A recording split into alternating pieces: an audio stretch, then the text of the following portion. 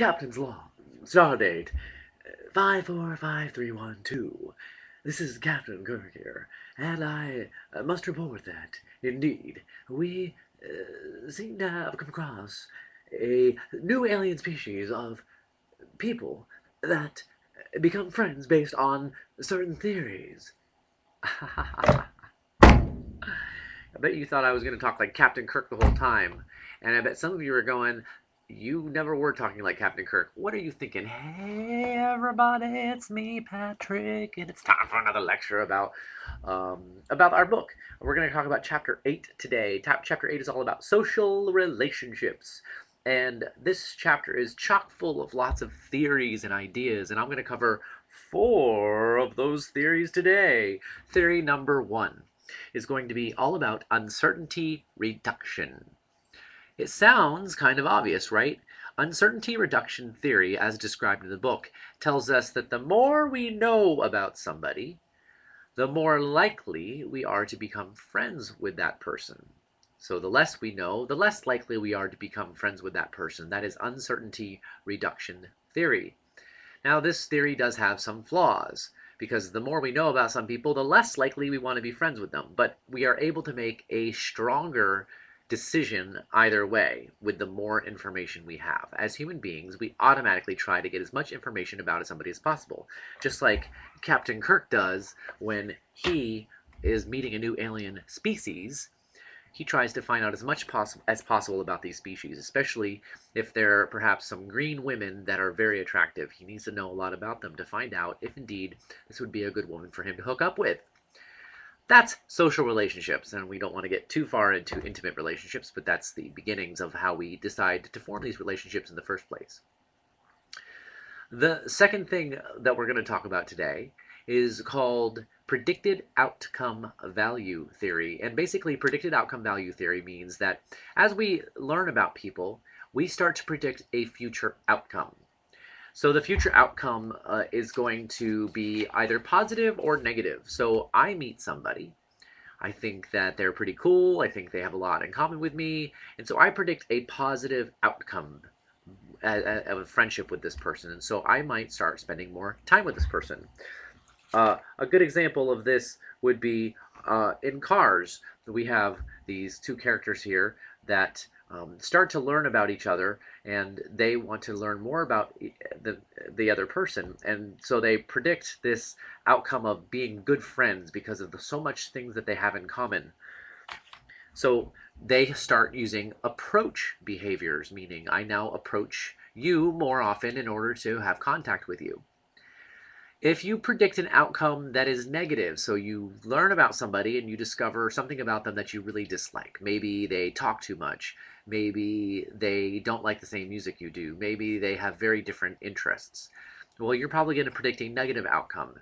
And what's going to happen then is you're going to use avoidance behaviors in order to not associate with that person quite as much. That's the second theory. The third theory that we're going to talk about today is called social exchange theory.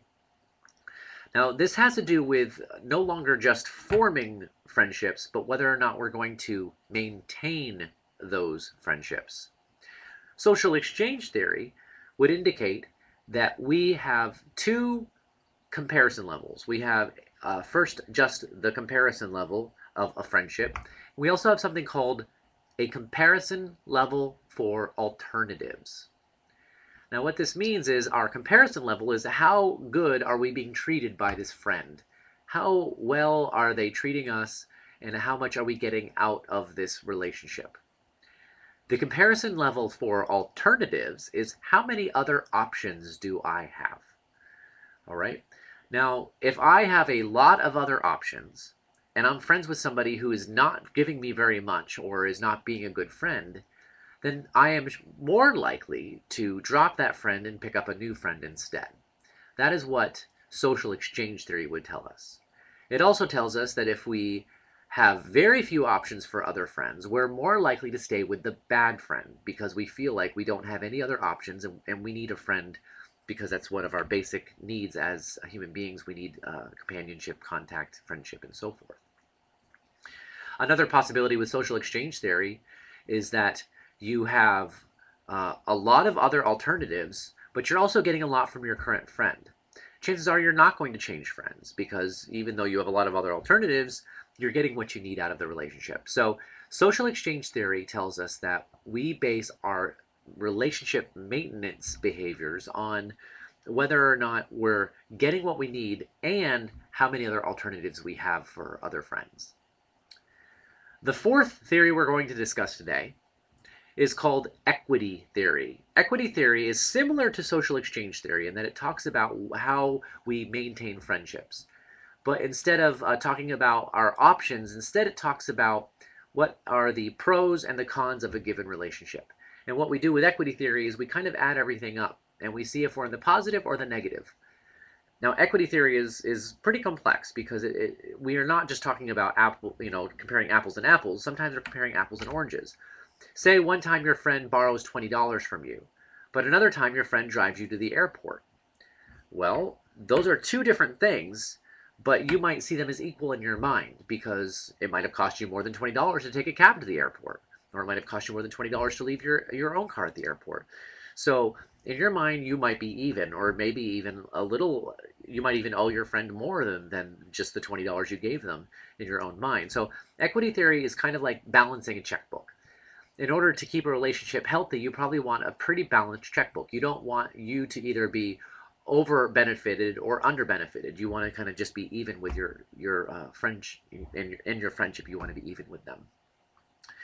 So just to recap the four theories that I talked about today, we have uncertainty reduction theory. Uncertainty reduction theory, again, is just talking about the more certain we are about a person, the more likely we are to be able to make a good decision about whether to be friends with that person.